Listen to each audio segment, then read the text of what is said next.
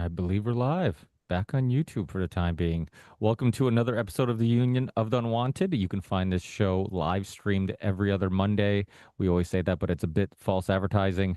Every other Monday on YouTube. And then the audio is uploaded within 24 to 48 hours on all the audio platforms. So you can find it on YouTube. You can also find it on a Rumble channel. You can find all these links and more at the Union of the Unwanted.com.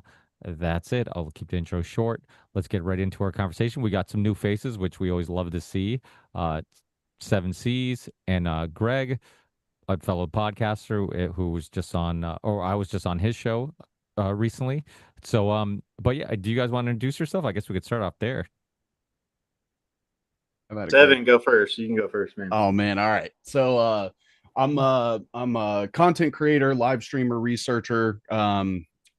Kind of broke out a little bit last year because I do these like visualizations, webs of like association and connection, very akin to like the Epstein Association thing, but with all things, whether it's technocracy, transhumanism, anything that has to do with taking your agency away from you through money, power, control, surveillance, all that stuff, and mapping all that out and showing people sort of how the world is connected and how it works with each other. You know, the Always Sunny in Philadelphia board with the strings going all over the place. You actually build them, and I love it because it makes the greatest visual representation of what's going on through these connections that you can see. I think it's easier for some people to visualize what's happening when they see it in that format as opposed to just written as text on a page. Once they see those connections, it actually, Teace, it reminds me of Richard Grove's program that he has, that he'll pull up a name and then it'll have the spider web of everything it connects to. And that I think is helpful for people to, well, first of all, you can just see how big the network is, but it also just, I think, connects with people who are visual learners as well and benefit from that. So I highly recommend everyone go check out 7Cs. And also, what about Iconic? Oh yeah, I was with Iconic to do a 10 episode series. The Ike family, they were a huge fan of my work on Peter Thiel, so they asked me to come do a limited series with them. That basically I tried to narrow it down to like what I consider like the most critical. So like the medical industry, technocracy, the Kabbalah and its belief system, the Israeli control scheme, and I even had Vagabond on for an episode where we kind of talked about like using discernment and being able to question things and do your own research and why that's so important, especially today. Yeah, for sure. Thanks for that, Charlie. Yeah, and the Ikes are the best. I mean, they're you you're not going to get any pushback from the management on the things that we talk about when you're working with them, and they're going to understand the storylines and the connections as well, if not, I mean, he's been doing it forever. So that's a great team to work with. What about Greg? Greg, good to see you again from Nashville, Third Eye Carnival. Yeah, that was great hanging out with all you guys and getting to meet you in person. Charlie, 7C's, Teace, I got to meet you guys there in person. Yeah, I have been doing a podcast since, I guess, about 2018. I've been listening to a lot of the independent media for a long time and doing personal deep dives into information and things like that over the years. Probably Ron Paul was the guy that really got me started to look into things deeper. And so, yeah, I was just a listener, a lurker for a long time. And then, yeah, in 2018, I started getting more involved. I went to the Libertarian National Convention. I got to meet Ernie Hancock. Nice. I started a little podcast and was blogging on the platform Steemit at the time. Yeah. And so I got to meet a lot of people on that platform and just started audio podcasts through using Discord, just reaching out to people that were on that platform because I thought, hey, I'm done with all the social media stuff. Like, I'm out. Like, I'm going to do my thing over here. I got off Facebook, got off a lot of the social media apps, and was doing it on there for a little while, and realizing, like, that if you talk about getting some kind of information out to people, and I guess siloing people into certain little online ghettos, like that little cryptocurrency blogging community is pretty small. So anyway, I just wanted to get some more information out to a wider audience. So then I started to put some stuff on YouTube, and really focused on self-reliance and things that you can do to get yourself more self-reliant. So I've been working kind of like the homestead aspect of things, and getting people on that are working to make a better future for humanity, to see humanity flourish. So that's try to bring guests on and do interviews for the podcast, and then also talk about self-reliance and information that I'm learning, and presenting that in to try to get the information out to more people. So that's what I'm all about. Man, I never thought I'd have so many conversations with farmers as I have in like the last couple of years. I mean, was not on my bingo card when I started the podcast.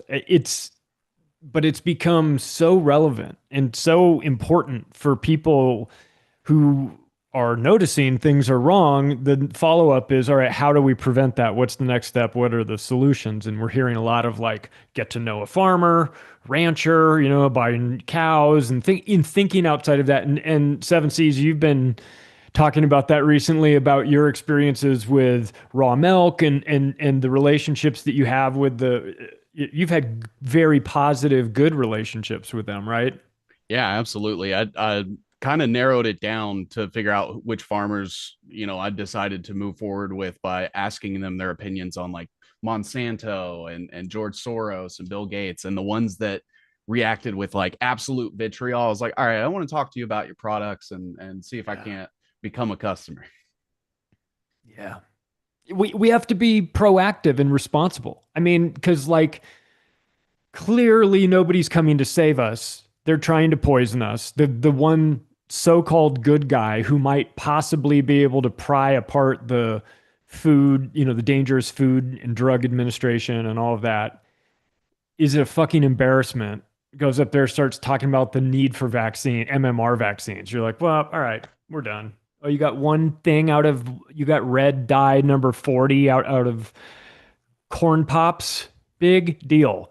Get the vaccines out. Get those things, taken care of. But it's not happening, right? So we have to be responsible for our own education on it, and start to understand this stuff. And so like I've been forced against my will to know about farming. And now I think it's really cool. But like I didn't have any sort of interest in that, except that you just start having to figure out solutions, and it's just at the top of the list. It's like they'll starve you out. Like look at history, and like as somebody who's writing about awful, horrible history right now, I'm currently writing about it. Like they will starve you out and kill 20 million people and not think twice. It's happened in history multiple times. So like we have to really especially in America with our screwed up just in time supply chain where things can get cut off. And like we hear these, speculations about these guys role playing stuff. What happens if we turn the lights off? What happens if we turn the lights off for, I don't know, a week? Rattle their cages a little bit. What? I don't know about you, but my social media feed is showing stupid people in large groups behaving badly over the slightest thing, not the power going out. I'm talking about a card not working at the register. You know what I mean? So like, I do not look forward to a scenario where they turn the lights off for a couple days and get us all freaked out. I mean, am I being paranoid? No, man. What woke me up big time was in 2011. Yeah, I live in northern Alabama, and we had a slew of tornadoes come through all at once. And witnessing what happened during that time, we had, I mean, power outage for at least 2 weeks. It took down like the high tension lines that were running off the dams and things like that. It took them down, and it was statewide. So the people trying to get out of this area pretty much jammed up the interstate going north so they could find like generators and things like that. Yeah. So that they could keep their food good in their freezers and everything. And that really woke me up. There were, acts of looting and things that were happening, but I mean, this is Alabama. People somewhat took care of themselves pretty Yeah. well. I'd Like, assume you guys are all armed if I were yeah. just out So there. some people got into some trouble doing that. Yeah. But a lot of people, people came together really well, actually, That's good to from hear. what I witnessed, and really helped each other out. Like, there are guys out chainsawing everywhere, went and volunteered to help put tarps up on people's roofs and stuff like that. So, I mean, I witnessed that, but I saw what can happen when a lot of people aren't prepared Yeah. and an event can go down. So that kind of was like, okay, I got to get more serious about being, like you said, Charlie, being proactive on some of this stuff. You either see the best of humanity or the absolute worst, in situations like that. And if you're wrong, that could be I don't know, a catastrophe. I'm not trying to speak it into existence, of course. I'm just saying that I think that we've read about the simulations and I mean, we know that this is a possibility. So, um, what happens if the prescription drugs stop coming in from China? What happens when everyone comes off their SSRIs at the same time? Because that gets turned off. Like, what if? Have we thought this through? Because that would be, I mean, I'm of the belief that our parasite government wants us docile and controllable. And I would say an entire nation with 100 million people on psych medications coming off all at the same time, not on any sort of like step down schedule, would be probably the sort of chaos that either they don't want or they absolutely want, depending on what they intend to do with it in the aftermath. But like I could see some very weird, not just like food situations, but like medicine situations. Well, how about the weird butter that Bill Gates is making made out of? Yeah, You hear about that? I'm fine. I'll pass on the synthetic carbon butter. Yeah, that's what it is, right? It's made out of carbon or something. It's the Yeah. food. It's not really made out of food or anything living at all. It's but completely safe to digest. Yeah, it's wild that people like still take this guy seriously and they don't see what's going on here. Like it wasn't a giveaway when he was telling everybody about the problem with overpopulation. By the way, take my vaccine. I'm trying to help people from dying, right? It's they didn't see the contradiction there. But yeah, it is pretty crazy. I do think that there's some things to be excited about, like in regards to just like the conversations that we can now have in public without ruining a Thanksgiving or whatever holiday Charlie ruined back in the day. That is, Oh yeah, that was Thanksgiving, and I brought up 9/11. yes, yeah. Well, I feel like My today, bad. if we have a ruined holiday meter, like it's much harder to ruin a holiday. Like it would take more than 9/11 right now. Like I think 9/11 might not ruin a holiday dinner because people are now much more open to these conversations. So it just, I mean, but I just had, like a hour or two ago, I had Dr. Peter McCullough on to talk about his new book and about vaccines. And one of the things I asked him was like, hey, are you disappointed with the MAHA movement? Like I feel like I can't tell if I should give them a little bit of leniency because the fact that obviously the system is designed not to come down, right? It's designed to stay the way it is, and it is hard for anybody to get in there and make drastic change. Or are they just not trying hard enough? Because it seems like, if there's any few little wins you can find, they're very small little wins. And it's like, hey, what happened to just like, being completely anti-vaccine, being anti, all these things, and really wanting to make a drastic change? Because if we don't make a drastic change, if we don't, if we all are in the realm of understanding that vaccines can cause injury, and in many cases do, every week, every month, every year, that we don't at least give people the freedom of choice and at least give them the freedom of information in regards to getting both sides of the story, we could potentially be contributing to people being injured by these vaccines. Courtenay, much like myself, is very deep into the health world and nutrition world, and always been into, fitness and these type of topics. Like, what's your thoughts on the MAHA movement, and are you disappointed? Are you giving them a little bit of room to kind of figure things out? What's your thoughts? Well, I was not super optimistic from the beginning. Like before Trump got elected, I was saying that, I love the messaging of MAHA. I mean, I don't think anybody could argue with make America healthy again, get rid of all the chemicals and seed oils and, all that stuff I'm all on board with. Like the message is great. But I was really concerned that it was really a Trojan horse for the AI precision medicine. And now he's talking about how everybody needs to have wearables. So he's essentially building the infrastructure and the acquiescence for the Internet of Wearables, which is tied to the Internet of Everything, and which, ties into the Internet of Sensors, biosensors as well. And he's also saying that MAHA really means like Make America Biotech Accelerate. Which I really couldn't believe that he was quite that overt about it, because he's literally saying accelerate, which is, accelerationism. So he's, kind of signaling that very overtly that that's what he's saying. So I find it all very, very concerning, that in conjunction with the Project Stargate, which was overtly talking about the AI precision medicine plan. And of course, it's always under the guise that we're going to finally be able to cure the C illness, that's typically how they couch these things. Although if you go to the American National Association of C illness, they'll say that of their own admission that, I don't remember the number, but it was an insane amount of money that has gone into this research.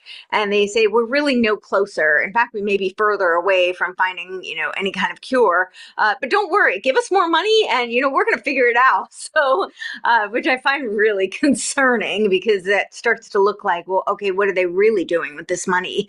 And where is that all really going towards? And when you start talking about things like AI precision medicine, that looks like it's really going towards this whole, digital control grid, where they're really just trying to be able to get people to sign up and beta test for being able to, have things like, nanosensors put into them.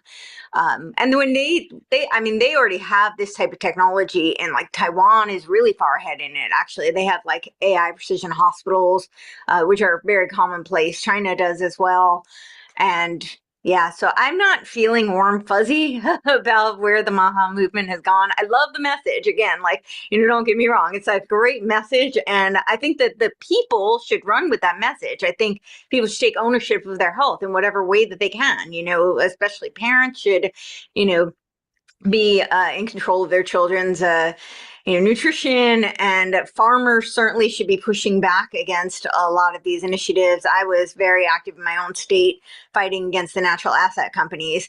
And what's really tied to the natural asset companies are this whole conservation easement movement, which a lot of people don't realize, because the whole you'll own nothing and be happy. I'm not so sure about the be happy part, unless we're going to all be, drugged and mind controlled into loving our servitude in Huxley's Brave New World.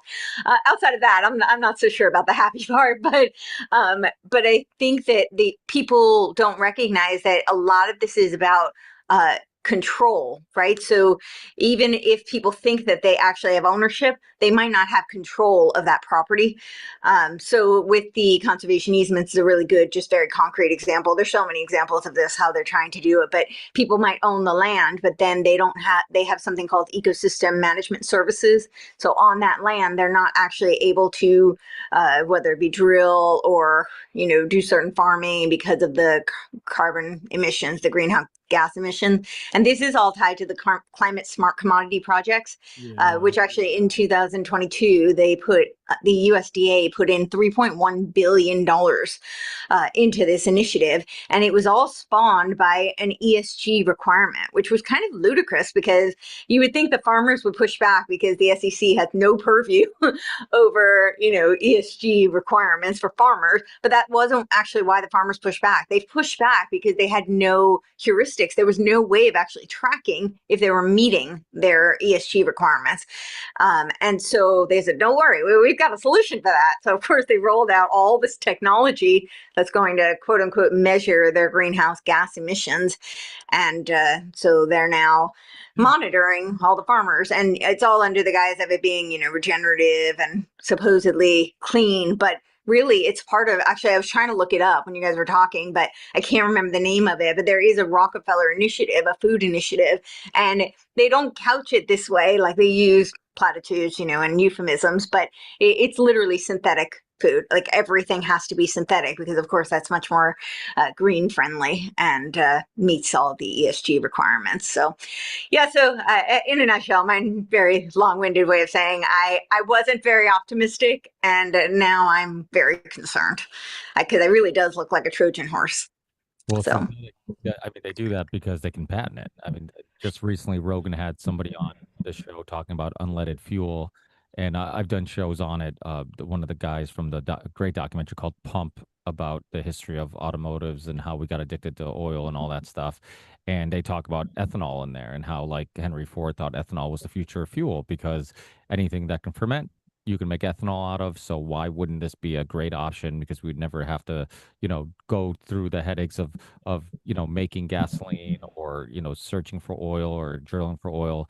But one of the reasons why they pushed unleaded or leaded fuel at the time was because it was something they could patent. And, that was why they pushed that on the public. So, I mean, it is crazy. Somebody said it. I actually just looked. I typically don't read comments, so don't talk trash thinking I'm going to read it. But somebody in the live chat said something which was very true. It's amazing that Kennedy spent 20 years working or fighting for these things, and then like in a couple months he did a complete 180. And when they wrote that in the live chat, it makes me think about the thing that I think many of us have been pondering on for a while. Does Mossad or somebody have all these guys blackmailed? Because it seems absolutely insane, the 180 they've all done. Like, absolutely insane. Like, why even promote these things if you didn't have like zero intention of doing it? Because it's going to backfire. Like, people are going to call you out on it. And when you look at like the RFK scandals that were coming out right after he got in power, like, people were talking about the affair, people were talking about him doing this and doing that. It seems like, the timing wasn't coincidental. I don't know what everybody's thoughts are. I don't know. I mean, I didn't really think it was a complete 180. I feel like it was a messaging. They're really clever at their marketing and their branding. I think that, he has always been in favor of AI precision medicine. He's been talking about that for a very, very long time. And that's, of course, not new. Like, Obama made major headway with his AI precision medicine initiative. And even with the vaccines, like he always held that kind of walk the line, stance on it. Like, he would say that we need more testing on it. People should have informed consent. People see him as like the quote unquote anti-vax guy, but he really wasn't. I mean, his own party, and I know this because I lived in LA at the time, and I had people who were friends and in that circle, and he wouldn't let you into his house for the party unless you had been jabbed. So, they blame it on his wife, and you can say that though, but that's his home and his party, and he's, supposedly Mr. Anti-jab guy. And meanwhile, in order to enter his party, you have to be jabbed. So I don't know. I don't really feel like it is a total 180. I do think that a lot of people were duped. That I have some compassion for. I do recognize they led with the MAHA messaging. And of course, that messaging is, again, I don't know how you can argue with it. That's a great message. I fully support the message. But I didn't really see it as a 180. I just saw it as people weren't looking at the broader scope of what was really going on. And they were so excited about MAHA that they didn't really bother to look at his whole history and the full picture. And I think that's what they were counting on. So Yeah, so that's a really good point to make, that generally speaking, people don't understand the scope of the issue, and then they get corralled into very narrow branding that appeals to a short-term solution that's ultimately just a long-term problem reaction solution. And the more in which we fall into that Hegelian dialectic mentality, the more in which we're going to continue to see people culled proportionate to the degree to which they lend their affection to these various different hierarchical systems that are still existing in a moral relative way that will invariably result in the, let's say, emergence of genocide and democide. So the longer we exist inside of these things without understanding how much we have to pull back from it and view it from the appropriate scope, you're going to see people who exist in echo chambers that lull them to sleep in a short-term interval only to cull them proportionately later on. And so everyone has their own hope monkey that's riding their back. And it's one of those things that until we get people to actually look into the depths of the darkness and recognize it for what it really is, they're unfortunately just going to be corralled into participating with it. It reminds me of Q. Yeah, but that was hurry up and wait over here. We'll tell you when we need to activate you, patriots. We have an important mission, but we need you to just wait over there in the corner and be cool, and we'll tell you when and it's just the perpetual, you've just been neutered. You've been removed from the equation. And you do that enough times with enough little ops that you're running, and you cut the legs out from under movements and things like that. Yeah, they know what they're doing. No, like I totally agree. I'll just say really quick, like Archaics did a breakdown with a woman who has the screenshots from the back and forth communique of the people who started the Q thing. It was someone who had a bot army combined with another person who was very good at basically just LARPing. And then together they were able to put that out there. And then people who are basically just predatory and parasitic and are able to grift off of the hype, then make a career off of it. They make enough money, they get other people to go along with it. So it's kind of just sequential degrees to which people are compromised and are willing to get retweets, likes, and the like in order to make themselves feel like they're doing the right thing, when really in the long term they're poisoning everyone. How much info do you think the intelligence agencies gathered from watching that Q operation play out? I mean in terms of the response of the general public to it, how people connected with it and bought into it. Like I wonder how much profiling they did just from all that data, because a lot of people walked right into a trap that I think that we could see, because we knew what to look for. But a lot of people wanted to be a part of solving the problem, and they walked into this trap of hopium, and everybody gets like a free pass, like whatever, you're allowed to like get it wrong. Like these are intelligence agency operations too that are like very sophisticated and good at what they do. Like if you don't figure it out, it's understandable, but like you can't do it. You can't fall into it a second fucking time with Trump. And it feels like it again. And it's like, oh my God, you people are not learning from your previous mistakes. And that is alarming to me. Well, I want to address two things that you said, but firstly, I'll say I'm really concerned about the next iteration of this, because part of the whole Q PSYOP is what it looks like to me, rebrand of Operation Trust 1921 to 1927, trust the plan. But that part of that whole thing was that whole Jacera Necera, right? Where you're going to get that debt jubilee as soon as we get the quantum financials, is right. And I'm so worried about this because they're trying to roll over into this tokenized system. You see that with the Genius Act that was just signed, the Stable Act, the Clarity Act that's coming. They're setting up the whole infrastructure to roll into. People think it's just cryptocurrency, but it looks to me like a tokenized society. And it's not just tokenized economy. I mean, it's really tokenized everything. And what people don't understand is, I hope I'm wrong on this. Like, I really hope I'm wrong. But what I could see happening is a situation where a lot of people are really in, debt, and they're really struggling. Imagine you have a scenario where somebody's got a mortgage, they're feeling like the noose is around their neck, and they're just, really high up in all this debt, and they don't know how to get through. And they offer them, oh, we'll give you like double what your mortgage would be in tokens, and then you get this jubilee, right? We'll just wipe it out.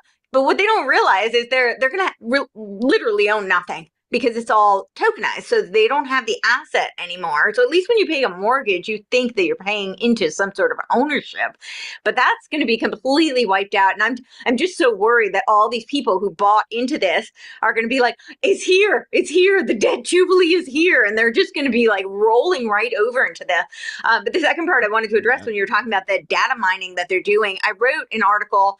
I'm going to publish it into like a book. I didn't realize how long it was, and so many people have asked if they could have a physical copy. I started formatting it, and it's actually 120 pages. So it's I can understand why people don't want to read it on a screen. But it was it's called the Algorithmic Oracle, and my thesis was that we had sensitivity training, which National Training Lab manual in 1947 literally says it's brainwashing. And then we have the CIA, and you can download the document. CIA in 1974 says it's brainwashing. That I believe became the Delphi method. The Delphi method was ostensibly, it was under the auspices of Rand Corporation, that we needed some sort of a forecasting for technology, the efficacy of technology in wartime, and that those were the auspices for this method. But I believe that it was really an extension, a more mechanistic, systematized version of the sensitivity training. And now we have that being like hybridized through cybernetic feedback loops and algorithmic, mining. And so you're through all these social media platforms, but not just social media, it's every kind of, they're spying on you constantly. So yeah, I think that I do think Q, but not just Q, but how people respond to these things. I actually think, even 5 years ago, COVID was a really good, they pretty much admitted that. Didn't they say that it was basically they got a lot of info. Yeah, that felt like a psychological test. Yeah. Like, let's see if we can make them stand on a dot 6 feet apart from, let's see if, no, wait. I want to see if we can make them go one direction down the grocery store aisle. They'll never do that. No, I bet you they will. Let's fucking try it. Yeah. Let's see how far we can tape on the floors. Yeah. Embarrassing.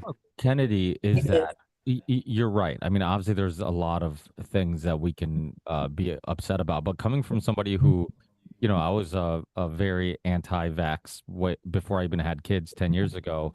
And he was one of the only credible people you could reference that people would listen to and at least entertain the idea. And he did start the Children Health Defense, which was his nonprofit. Which was the World Mercury Project, yeah.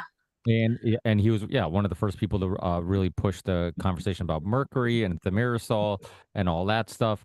So it's not that he hasn't done any, and he also I believe him and Del Bigtree had that meeting with Trump, kind of pushing the idea, which is what, why I say it's kind of a 180, because he went from like having a meeting with Trump and Del Bigtree, who's made his life work, trying to push, a freedom of choice for our vaccines. He went from having a meeting to try to persuade him to finally being in a position where he can do something.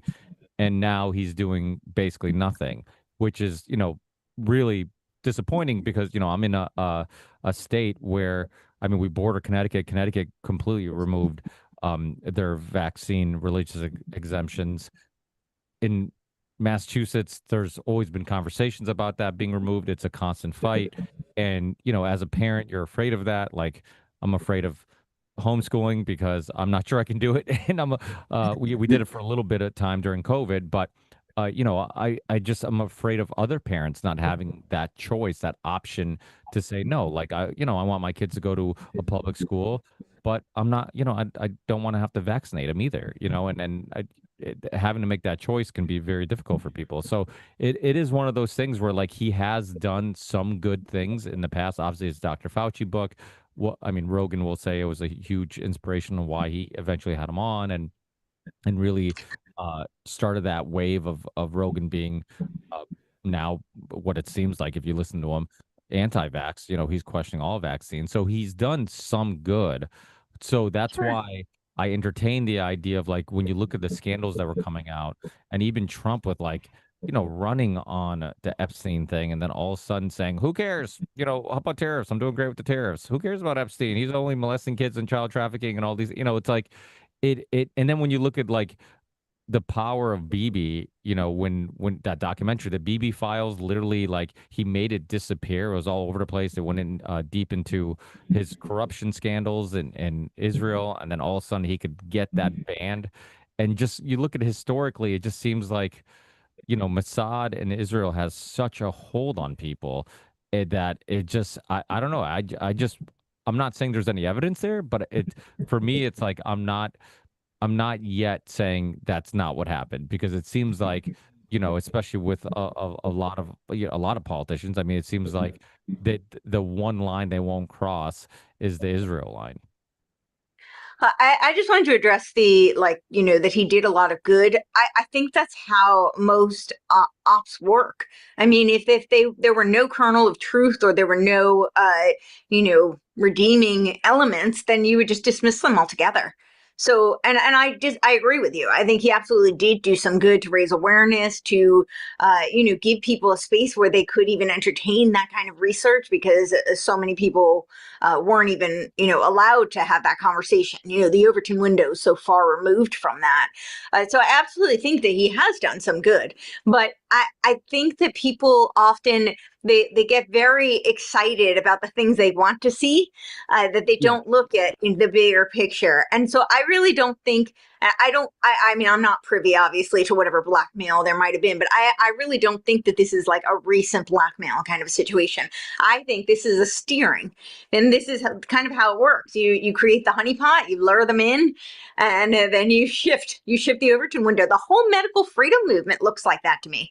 I don't know whether it was co-opted or whether it was intentionally designed to be an operation, but I mean, if you really think about it, like, most people who were anti-jab were historically people who would have voted left or not voted at all. They were like, and I don't mean this to be pejorative, but they were like what you would think of as your crunchy granola moms, right? They made their own homeopathic tinctures, and, only had organic foods for their children, and certainly would never put, any kind of injections in their child, especially not an experimental one. But if you ask them what their political affiliation was, most of them were baffled, because all of a sudden they got slapped with this label that they were, quote unquote, right wingers, conservatives, Republicans, libertarians, whatever it may be.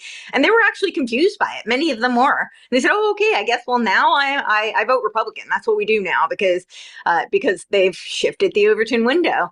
So it really does look like this was, and again, I'm not on the inside. I don't know whether they created it as an operation or they infiltrated it, but it very much looks like that's what happened. That's the result of it, because that's the Overton window shifted so far. It's the same kind of thing you see with, a year ago, you would have most people who voted Republican would never have bought an electric vehicle, right? Because, that's the Club of Rome lie that's being parroted. It's all about the SDGs and the UN, and, it was a globalist agenda. They would never have done it. What happened when people were protesting Elon? Suddenly all these like Republicans went rushing out to go buy Teslas if they could afford it. I mean, it was really, I'm not trying to make light of it. It was kind of comical to watch. Like, how did this happen? It was like a snap of a finger. But I think that's how these things work. I'll just say that every single politician, whether they're consciously aware of it or not, is a part of a rings within rings compartmentalized structure that ultimately plays them in the long term, and then they simply just have to turn up the pressure. So the idea of trusting any of these people is fundamentally not understanding the illegitimacy of the state and how it operates in a metaphysical way that impregnates the whole of the species in basically a way that will cull us proportionate to the degree of our participation. And they will dangle things in front of you, much like, oh, well, the farmer feeds the cows and he helped them when they were sick and he pets them when he goes out. Oh, and then he slits their throat so that he can render a product from them. That's what's happening to us. And they will continue to pet us and pretend that they give a shit. If we're a really high grade cut, they're going to make us Kobe beef and they'll give us massages, man. That means they really love us? No, it doesn't. It's a part of building up trust so that you can break people down. And as long as we continue to exist within that, we're just going to be 6 feet underground over and over and over and over until eventually we reincarnate and catch wind of what we've been duped by. That's the situation. I'm not, I'll entertain every possibility. I haven't seen enough evidence to be convinced that a part of the agenda was exposing the vaccine agenda, because literally it has been exposed. I mean, in regards to everything from like the secret Simpsonwood meeting to the VAR system to the, Harvard study of the VAR system, and only 1% of vaccine adverse reactions only get inputted into it. So all these things, to even just like tying, you know, publicly, being a public almost consensus that there is some link between autism and vaccines. Like, I just don't see enough evidence that that was all a part of the plan, and that was the little bit they were giving you to get you attached. Because that's not a little bit; that's a lot of bit. That's almost giving up the whole. That's like basically demolishing the whole vaccine agenda, which was a huge, money cow for a long time, because everything you put on the vaccine schedule is paid by the government. If it's recommended by the CDC, it's put on. So there's all, to blow that all up, you know, No, it's a when bait and It's switch. not though. Bait and switch. But it isn't though, because here's the thing. So what they did, they exposed it, right? And I think Doge could be a good example of something very similar, right? They expose the lie, the cover up. They give you bits of the truth. But what they have this whole nuance thing. They make the conversation all about, well, people should be able to choose, and so it needs to be available. And well, some people might actually benefit from having it. And that's so you see how that goes. Yes, they may have exposed that mercury was very poisonous, that there was a link to autism. I'm glad they did. It's very much like I'm glad that Doge exposed so much of the corruption and all this bloated spending.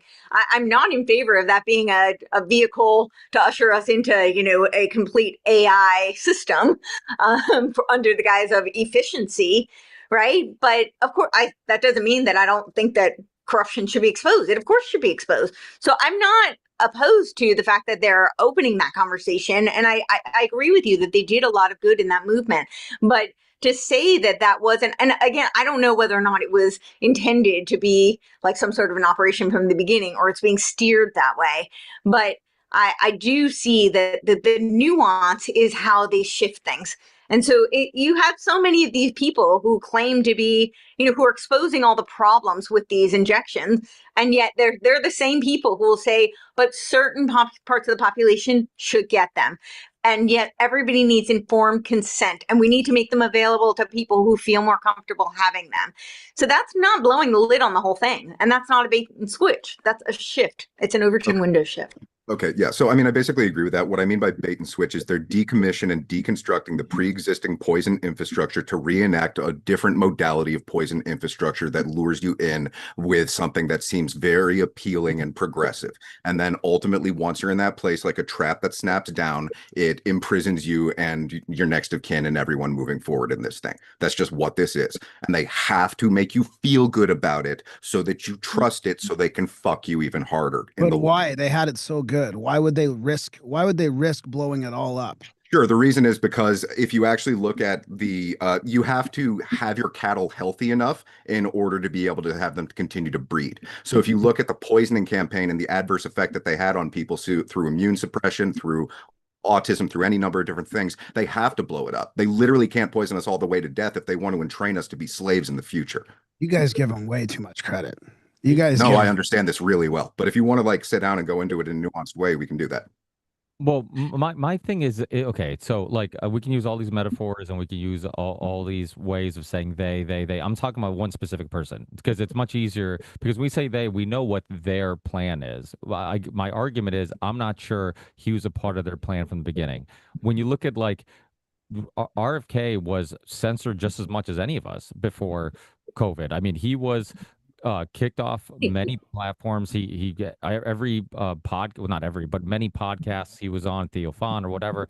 At like we're getting strikes. They were, basically like suppressing them. And even way before that, just doing regular interviews, he had a lot of suppression in regards to which mainstream outlets he could go on or whatever.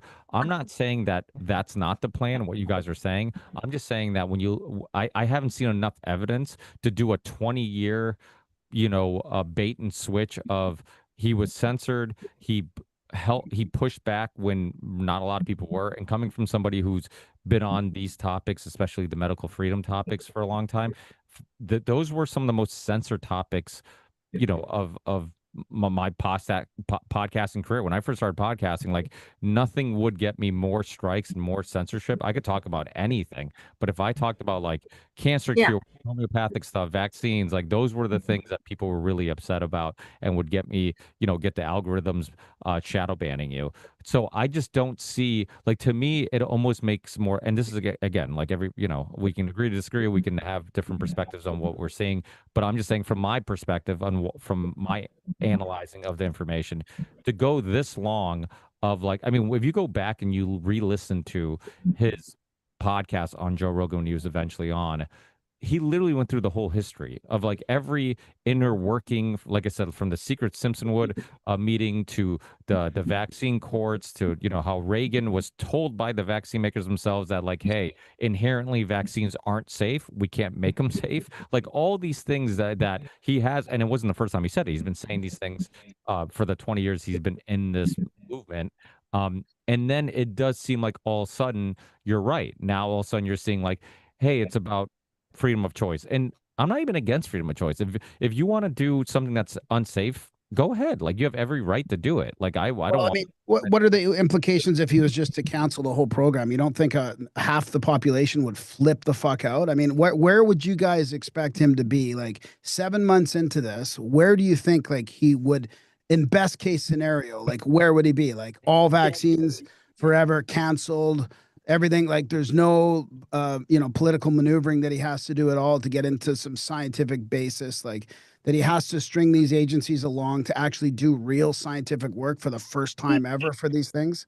I'm just playing devil's advocate a little bit. It depends on what your expectations are of him, because everybody's got a different victory. So what are your expectations? It depends on what people's expectations are. If you say, oh, I think he's going to come in and he's going to change all the vaccines and he's going to do all of this and he's going to do all the things that's unrealistic. If anybody who understands how the system works, he's a Kennedy. He's a lifetime actor. He is playing a role. He is in the game for a reason. At some point, he's called upon to steer the ship in a different direction. And that's where we are. I mean, I bet he believes what he says about vaccines being dangerous. I bet he believes it. But ultimately, he's controlled. Yeah, the best propagandists are people, and they say this, like historically, when you study propaganda, they say the most effective propagandists are the people who believe their narrative, the narratives that they're espousing. Of course, because then you're not lying. Because then you're not lying. That's the whole Noam Chomsky interview with the media guy. He says, "What are you saying? I don't believe the things I'm saying here." He says, "No. If you believe something different, you wouldn't be in that seat."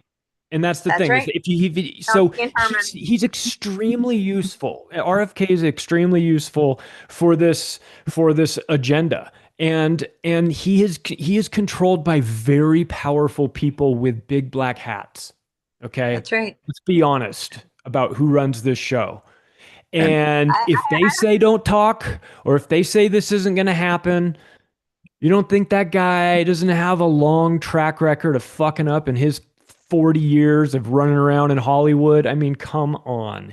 If blackmail was a person, it would be RFK Jr. I mean, he just is a guy who was slinging dick in the 80s, and everybody knows it. And he got himself into a lot of trouble, right? My expectations was that he was going to get in and do nothing. So am I disappointed? Nope. My expectations were that the system is designed to reinforce itself and to not allow things like that. I will say this about, he had brand name recognition over the last 20 years. And his ability to talk about vaccines normalized it for some people. If he's willing to talk about it, then it's not quite as crazy as maybe Alex Jones talking about it, right? So he allowed people to listen to the other side of the argument about vaccines because of his last name. And so there is benefit in that. I know, and I don't know how you quantify it. And his knowledge too. I mean, And his got the knowledge and his ability to fight and go on Rogan and do all these things. And maybe he didn't go far enough for some people, and I get that. But you know, you see that and you go, okay, he's opening up the conversation. That seems like a really dangerous thing to do. But in the end, he'll steer the ship right into the pier, man. Because that's what he's there to do. Yeah. Yeah. I just want to say the whole thing with the censorship. I mean, censorship does not mean, I mean, there's a whole Streisand effect. A lot of times and this is from somebody like I was talking about all the medical freedom things. I'm on my fifth, it's actually really my sixth YouTube channel. So, I mean, I totally get it that, you know, that was totally taboo, but I don't think that means necessarily that all the people in it are not part of the agenda, because I think that's actually, there is a Streisand effect. They sometimes they want to build credibility by censoring people, specific people. They will censor them and then utilize those people. Look, you know, these are the people who were so dangerous and they were shut down and they were silent, and then they use those people. And I'm not saying those people even always know that they're being used, but there's a, you know, the term useful idiot is there for a reason. So, yeah. Evan, go ahead. Jump in. Oh yeah, I was going to say that. I mean, you know, Kennedy, like JFK was a Rockefeller asset. Him and David Rockefeller were such good friends that Kennedy's sister dated Rockefeller before she got lobotomized. RFK's father was really in with like Rabbi Schneerson and was going to the Chabad house before RFK's ever started his political career. His associations with Rabbi Shmuley and his closeness with the Chabad Lubavitch community, some of the statements that he made about wishing that Palestine would just disappear so that the whole Gaza conversation doesn't have to keep happening. There were tons and tons of red flags. And then again, like the Kennedy issue is like he is a politician. He comes from a well-off family, and they've always been Rockefeller assets. And the Rockefellers were the ones who created the entire medical industry vaccine thing to begin with. So I think he was kind of chosen. And something that I think will probably infuriate people to know, but in the magical year of 1913, the American Cancer Society was started. You know who started it? David fucking Rockefeller. With Mary Lasker. She was actually responsible for a lot of the institutions of. I actually have an episode on the Iconic about that, where I kind of deep dive into that. But it was this whole thing where her husband was selling things like orange juice and Lucky Strikes and stuff through his advertising company, and then people started to get diabetes and lung cancer. So she would lobby politicians to set up studies that would study these things, and then they would say that they needed vaccines by using cherry-picked findings, and then using the connections that her husband had through Warren G. Harding when he was president to lobby different politicians. And that is what set up our National Institutes of Health as we have them today. It's all Rockefeller. Yeah. What are they about? Well, they're not encouraging more people. We'll put it that way. How about that? That's just one family in a broader entwinement of oligarchs who at a certain level become occultists, and beyond that it becomes so insane that it's not even something that the average person is willing to entertain. And if you try and talk about it with them, they confuse you for crazy just because you're describing something that is crazy, but that doesn't mean it's not real. So at a certain point you really have to delve into this beyond the comfortable margins of how we have been made to feel within the entrainment slavery grid that we were born into. I love it when I get Teace all riled up. I agree with everything. I go where, like, you know, logically the evidence takes me, and I'm not saying any of these things are out of the realm of possibility. I just, for me, like, I know Dr. Peter McCullough, I know Dr. Jessica Rose, I know Dr. Brian Hooker. These are all people that work for the Children's Health Defense, have met Kennedy. I know attorney, oh my God, Brian's going to kill me. Brian Festa. You know, he brought Kennedy to Connecticut. Like, I know people who know him personally, and these people have done amazing things for their career in regards to, like, you know, pushing this information out there.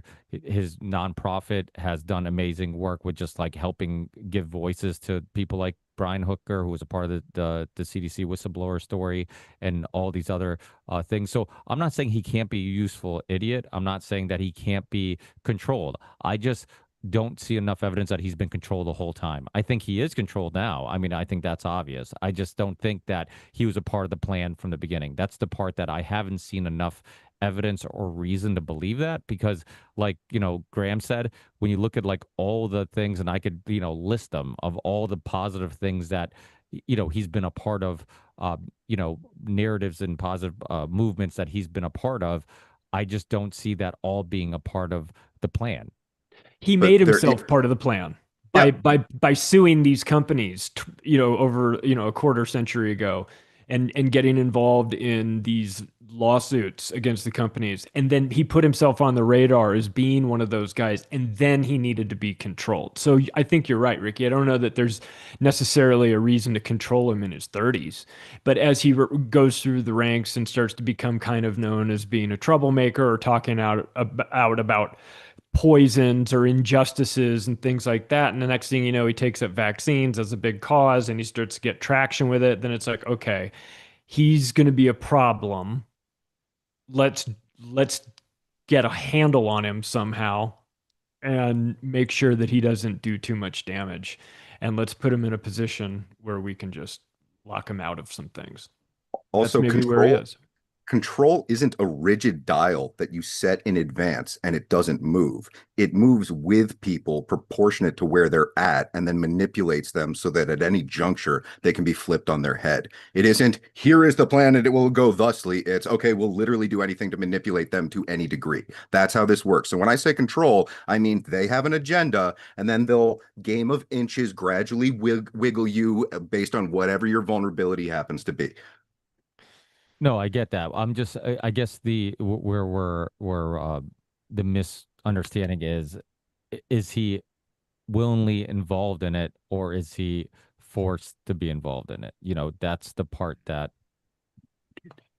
I'll give him the benefit of the doubt and say that he believes what he says about the vaccines being dangerous. Like you said, Courtenay, the best salesperson is somebody who believes in their product, right? So I think he believes that. I'll give him that, because he's a healthy guy. He's a workout guy. I mean, I don't understand the vaccines at the party stuff, because I've heard that too. And that doesn't make sense. But, you see him out there working, all juiced up on HGH and everything, and you're like, what's going on, buddy? But, you get the idea that that's a dude who knows his way around the gym. It's probably a little bit on the healthy side, and then starts talking. I mean, it's reasonable to think that I think he believes it. So I'll give him that. I'll say that he does, but. And I will say it's super suspicious, and I don't trust anybody who works out with jeans on. There's something really that is definitely suspect. I will agree with that. That's some Canadian stuff right there, right, Teace? That was the giveaway. I feel like Canadians do that. Sure. Yeah, okay. I use like a harness and scaffold analogy for controlled opposition. So like when you're at the let's say you're going to climb a really tall building, you're going to go like clean the windows at the top floor, right? You've got a harness on. When you're at the bottom, you have a lot of latitude. Like you can go up and down a few steps. You could unclip and walk away. When you get midway, you start to be very aware that you've got this harness on you, right? You might still be able to go up or down one, but you don't have a whole lot of leeway in how much movement you have. When you get to the top, like you're not moving more than an inch. Like that thing is on you. And I think that's kind of how it works. I think most of the time, people who are, even if they're being controlled, they might not know at all, right? They think they're genuinely involved in something, but they're being utilized because it's useful to serving an agenda. 100%. And then, but I do think that the higher up they go, right? But the higher up they go, I think the more likely it is that they become aware. Even if they're not aware of the master plan or how it's being orchestrated, they're aware that there are some strings on them. And, okay, I better not step this way. Things are not going to go so well for me. Yeah. I think maybe sometimes they give you the talk. And I think sometimes maybe it's implied. And I think sometimes maybe if they find the right guy who's a narcissistic sociopath, they make him feel like it's all his idea, right? So and they don't have to program, they just feed into his ego. And so I guess it probably depends on the person, right? Yeah, customized. there's a really great document that everybody should look at. It's on CIA.gov. It's from Mice to Rascals, and it's exactly that. So Mice stands for money, ideology, coercion, and ego. And so they use these various kind of, things in order to, entice change agents. But the document is specifically around like military leaders and espionage and assets, but that's how they pick them. They decided Rascals was a better framework, and that's what the article's about. But it's essentially the same thing. So yeah, somebody whose ego is easily stroked and they're a narcissist, that's an easy way to get them. Or somebody who is really led by money, they can pay them off. Or somebody who's very ideologically driven, right? They're passionate about something and they think they're going to change the world, and you let them believe they're doing that. So. I personally believe the blackmail narrative is a little bit of a comp out to sort of exonerate him, because I mean, from everything that I've seen, he very much is a proponent of like the transhumanist agenda. Especially Charlie, you just mentioned the HGH stuff. He had the investments in the CRISPR technology. One of his partner or his running mate, Nicole Shanahan, she has like the Biotechnica stuff. She was married to Sergey Brin. She went to Stanford.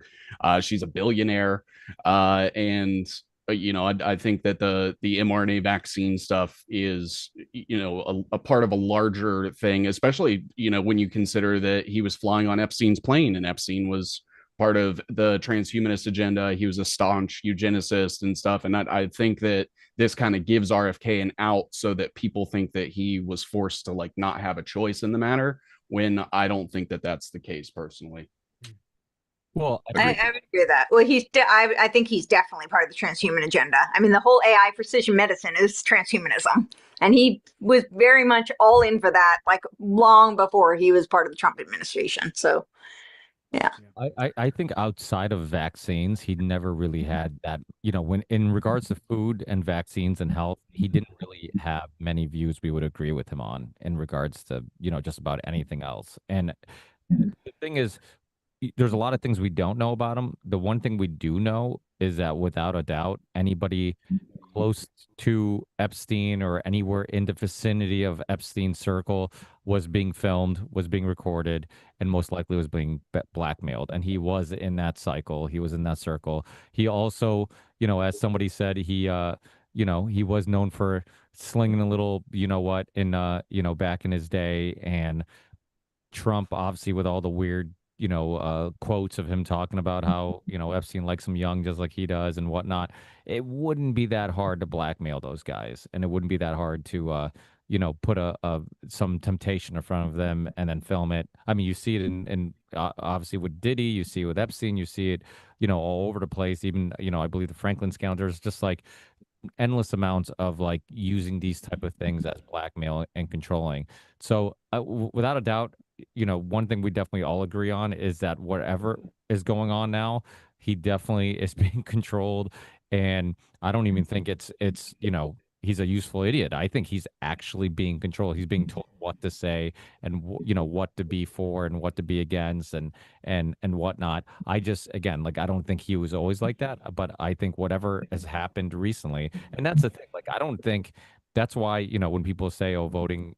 Why vote? It would matter. I don't think anybody who gets in office won't, eventually, even if somebody who does have their heart in the right place could get in office and somehow win or be let to win, however you want to look at it. I don't think they would ever have the opportunity to ever change anything. I remember years ago having Jesse Ventura on the show, and he talked about becoming the governor and how there's all these things he wanted to change. There's so many laws, there's too many this, and his staff went up to him and he's like, "Listen, dude, you're gonna be long gone before you could even start the ball rolling on changing anything. Like, these systems are designed to stay the way they are."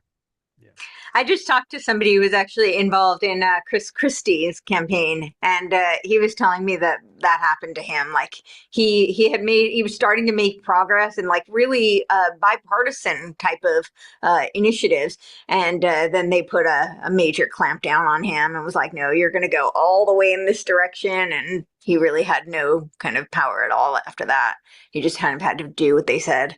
But this is a friend of mine who was actually working, with him, like working for him. So, Yeah, I think that's unfortunately seems It's to be very how. simple. Very, very simple. Do not trust the government ever on anything.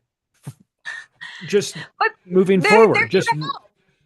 Just assume they're lying to you. Assume that they're not protecting you. Assume that they're giving away your rights or preferential treatment to their buddies who run big companies. I mean, just assume the worst, and then you won't be disappointed. I don't, and that's not blackpilling. That's just reality. You know, they're But they're they from the government and they're here to help. Come on. it's And sorry, organized crime. Go, Greg. and knowing that, I mean, do the best you can to get together with folks in your local community and get something started. Like Yeah. like I've been doing the Freedom Cell thing since 2021, I guess. We got activated and we got a little group going, and it's built connections in our local network, and we try to help each other with side hustles. And Cool. building a food network is what we're really focused on right now, so that we have the ability to. I know this person is doing raw goat's milk. I have a guy that's doing sheep over here. We got a guy that's doing pigs that I just met this weekend.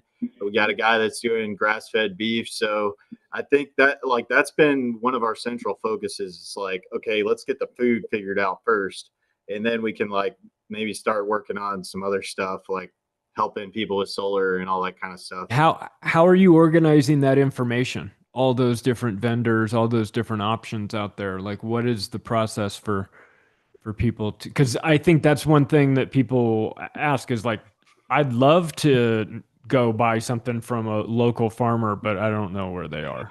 I don't know. Man, I don't know. I don't know, because all the attacks on food, it's like almost like we're gonna have to become like a mafia network of underground food systems. That sounds awesome. Let's go underground for our food. Yeah, so I've been looking into things like what the hobos used to do back in the day. They used to put like signs and symbols out to like, okay, here's a good place you can get work, or like here's a safe place to sleep, or something like that. I almost think that we have to.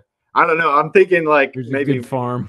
maybe way way ahead of time, but we have like maybe a picture of Alex Jones's little keck frog on your farm or something to know this is the little safe place or something. This farm will not turn you trans. Yeah. I mean, I'll say a good practice that I got into was just looking for like farmer market meetups in my area. So even if you're just like farmers market near me or something like that, you can start there and talk to a bunch of people all in one place. It takes an afternoon, and then see who they know. And after you've sort of purchased from them a couple times, be like, hey, do you know a guy that does cheese? And they can probably point you in the direction and stuff. It's they're extremely helpful. It's almost like they want to sell their food. I guess I'll just say this, because of how severe the pressure is going to get. At a certain point, they're going to try and infiltrate and sabotage the various different communities that we ourselves create.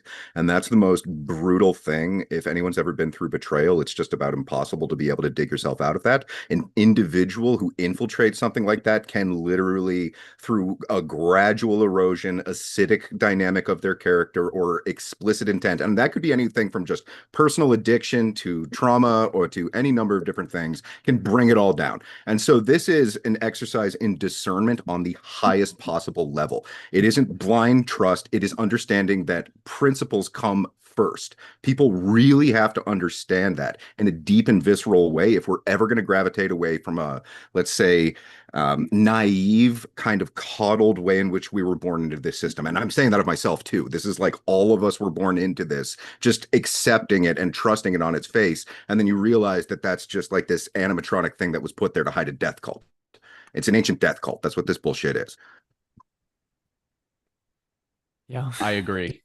That's a really good point, Teace. Yeah, like people that are coming in to be some kind of infiltrator or something like that and mess up what you got going on. And Yeah, I don't know. yeah, Greg, that seems suspicious for you to say. Yeah, your first time on and you're agreeing with me. Yeah. No, but I mean, I was recently at the Exit and Build conference up there at Joel Salatin's farm, and they were talking about communities. How do we start building communities and like getting together, people getting together? We've had those conversations, but you try to get a bunch of people together to like agree on something, buy land together, something like that. I mean, there's a lot of messiness to that. It's tough, man. It's tough getting stuff like that done. I've tried. Teace and I watched him do a presentation at an Acapulco. You remember that? Joel Salatin? Which Oh, one? he's awesome. We watched him do a presentation at an Acapulco. He's just an old guy talking about food. No, He's Yeah. very enthusiastic. We were in the back. In the I very back interviewed watching. him. He's great. And my Have husband you? does permaculture, so like the two of them just had a field day and they were very, very excited. Yeah, one of the days of an Acapulco is sovereign skills and homesteading and growing your own food and things like that. So it's very so he was a perfect fit for it. yeah, Polly Yeah, Farms. He's been on the Ripple Effect podcast a couple times. We've had him on here before. That's right. I feel like, yeah, I was gonna say that, but just about everybody who's been on my show, I've invited on this show. I know. We're glad too because you always get really good guests. But he's been on Rogan's too a couple of times. He's Has he? I mean, he does amazing work in regards to just like, the factory farm, because it's the conspiracy of, that, hey, we have to have factory farm. Like he debunks all that shit. Like, and he does a great job really explaining, and he does it with his own farm, just like saying that, like, you don't have to farm the way we're farming. I mean, never mind the fact that they don't want to tell you that, like, the majority of food gets thrown out anyways. Like 90% of food gets thrown out. Like there's no, issue with like, we don't have enough food. It's like, no, we do. We just have to, make it safe and not throw it all out. How about we give it to some homeless people who are struggling, so they don't drink themselves to death. But in regards to, another issue that I'm sure has been brought up and a lot of people have thought about, and you're hearing more and more conversation about, is universal basic income, right? Like this idea of getting everybody so desperate. And really, I mean, they've created, talking about, somebody said it might have been Teace, problem, reaction, solution.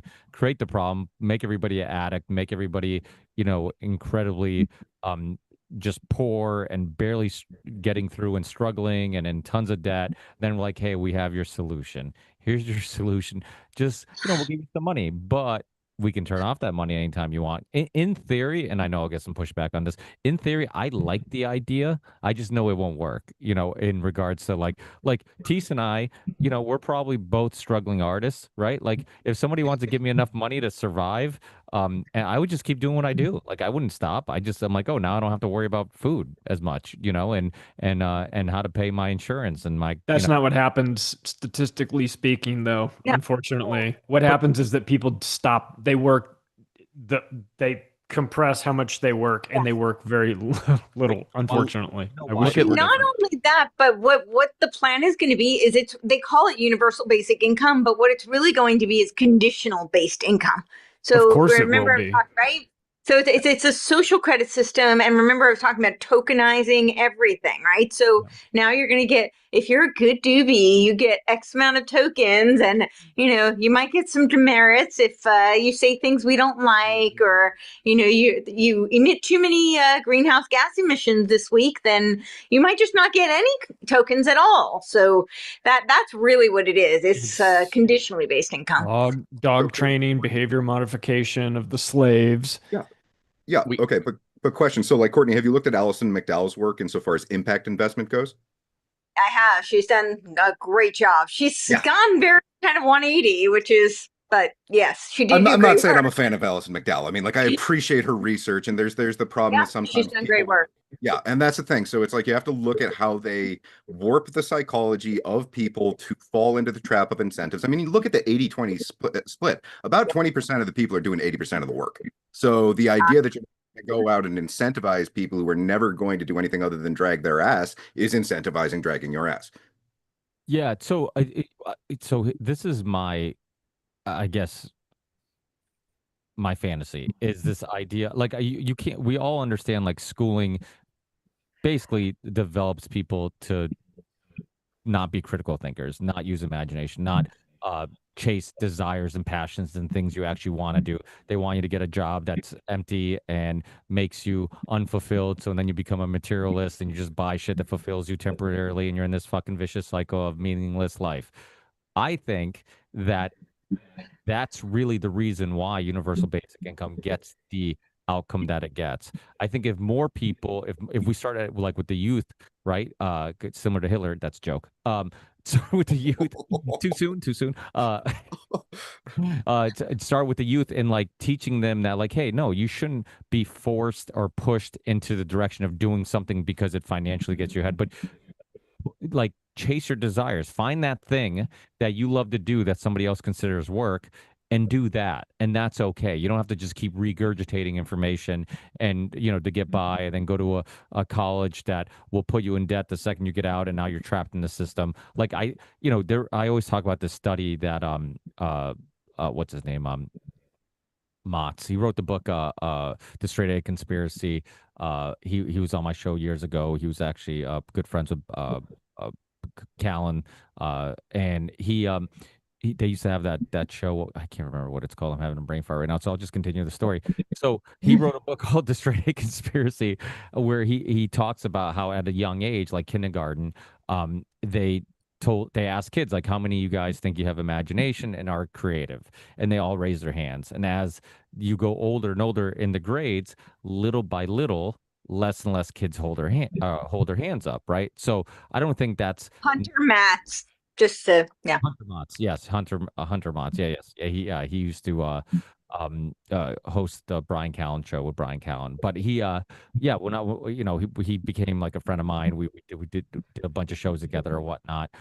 Even did a really awesome podcast where he debated James Corbett, and he was a part of some really cool shows I did back in the day. But he so it was this idea of like, so our system, the school system we have, that's what happens. You get really creative, inherently, creative people. We want to use imagination. We want, and people, and then I look at myself, like people always say, like, oh, how do you do something creative? Same thing with Teace. I'm sure people are like, how the hell do you make these amazing documentaries? How the hell do you make Charlie so likable in this documentary? Impossible. I'm kidding. He was super likable. Like, I wanted to like, friend. I was already your friend. Oh, thank you. I appreciate that. Thank you. Because you were so likable in that documentary. But anyway, so it was like this idea of like, okay, how do we're literally restricting people from what they want to do. Be creative, use imagination, create things. Like, there's so much joy in doing that. And so if we had a world where we actually, push people in that direction and enforce that, we wouldn't have the universal basic income examples that we have, where it's just like, hey, we create all these mindless people who just can't think for themselves and have to be told what to do. Now we give them money, they're kind of just going to keep doing the same shit. We saw that with COVID, with like the stimulus checks. That was like a precursor to all of that. But we also saw with COVID, and I've talked about this with close friends of mine. Like, I know people who hated their jobs, and even those people, after a while, could not wait to go back to work. Like, we need purpose, we need fulfillment. I know people who are just like, I don't even like my fucking job, but I just need a reason to wake up in the morning. So which kind of makes you think, like, maybe if you had, and again, like, this is all in Ricky's fantasy that where just everybody could just pursue whatever makes them happy and didn't have all these other restrictions, because many of us do. I mean, I have to work a full-time job. I'm sure many of us have to work a full-time job where, like, just to get by, when we really wish we could just be doing the things we love creatively. Yeah, I mean, I think those are all really important points. It isn't something that just springs out of nowhere. It's death by 1,000 cuts in order to lead to learned helplessness. And that's what the convergent full spectrum dominance of the, like, let's say, cocoon-esque machine womb that we were born into has gradually eroded us down to. It's a fucking nightmare. And it's really difficult for people to break out of there. And that's why the metaphor for it is the hatching of the cosmic egg. Think of the darkness inside of that thing. When you first peck at it, it's sort of like puncturing through, but then it's like blinding to you. And any figure that might appear that's trying to get you out of there seems like a demon. So at a certain point, you have to broach a deeper level of understanding. And the idea of escaping the paradigm of being inside of that contained space to then go outside of it and enter a new level of the human race, that's a whole thing. Like, deer are born running. They're born running because of the wolves who are there to eat them the second that they come out. And we've all had those death by 1,000 cuts, incisions made to us so that we cling to the bars that we have painted to look like a comfortable home, rather than realizing that it's just there to keep us from roaming further than we feel safe with. And so it's a lot of different sabotages that are done to our kids, and it's a fucking nightmare.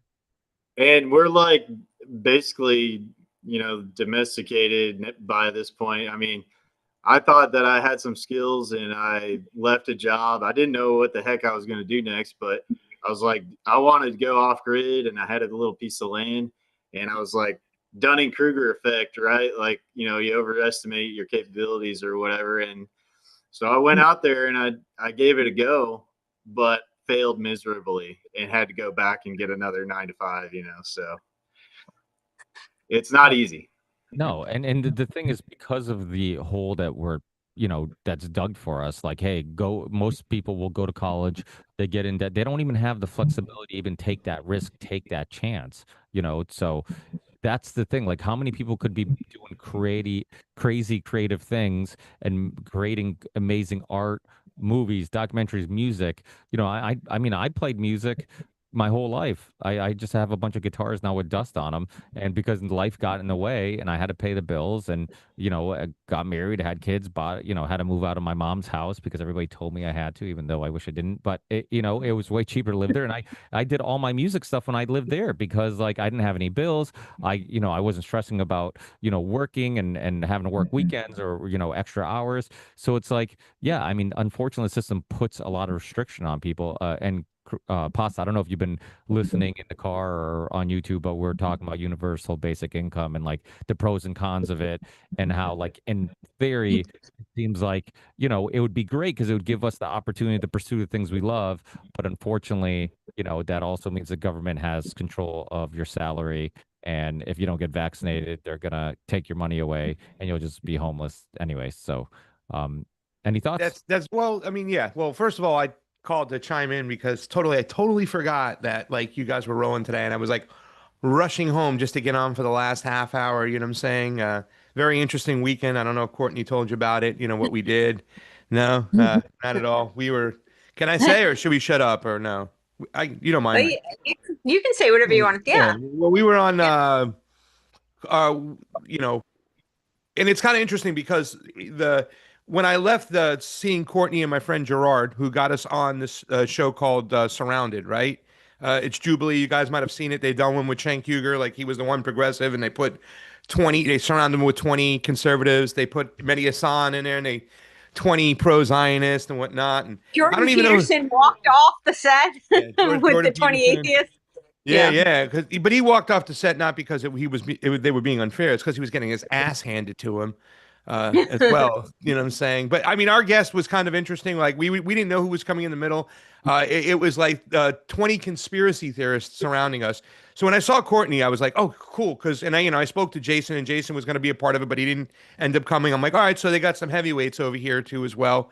Our friend Gerard also, who we shot a pilot for a morning show in the anticipation of RT coming back, which I'll kind of allude to that. That's why I kind of wanted to jump in here, because I usually, the areas I, occupy, being that leftist, the anti-imperialist leftist, and have a lot of connections. I wanted to talk about what possibly could happen, and I think it's good news for Graham. I don't know, Graham's not here last time. He just dropped off. Oh, well, it's good news for him, because last time, I think I got under his skin a little bit. I got accused of having Trump derangement syndrome, but no, some interesting news for him. But me and Courtney were on the show, Surrounded.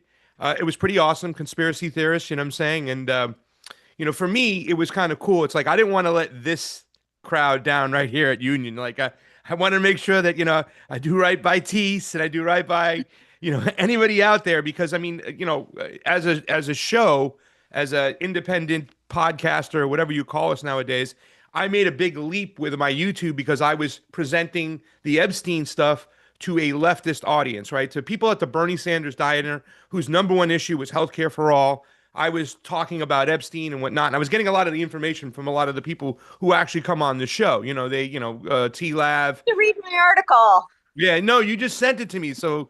Yeah. But I had to put the article on pause because, But anyways, it was a great time. We had a good show. It's interesting. Sometimes they don't produce those things because I guess the guy in the middle, who was our guy in the middle, Courtney? He was a Channel 5 or an ABC News. I think he just recently Channel 5. he made his claim to fame because he did the Hunter Biden interview. That dude. I'm not familiar with him, but he said he was a Channel 5 news guy. So Oh, you're talking about the Channel 5 News YouTube guy.